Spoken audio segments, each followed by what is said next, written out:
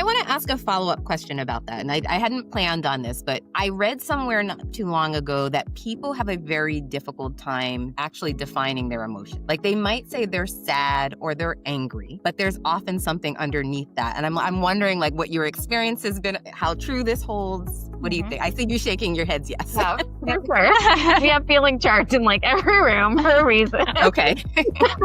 And I think that there's a generational shift too, right? In schools now, there's so much focus on social emotional learning that kids have a wider vocabulary, but that when we were talking about 2 or 3 emotional words, like that's just the tip of the iceberg of what we're capable of as humans. We just don't have the vocabulary always to identify the nuances of those emotional words, and let alone to like notice in our bodies what's different and what happens with those different emotions. Anger could be shame. It could be all sorts of other things underneath there. And so for me, like as somebody who grew up not having that educational background in elementary school with the social emotional learning they do now, like learning to slow down, to take a breath, to wait to respond to something, just to sit in silence sometimes with somebody, because more often than not, they have their own solution already. They just need the space to access it, sometimes with questioning and support, but other times with just silence and calm. I mean, the generational shift I see also for sure. Even like Gen Zers often have more feeling words accessible and,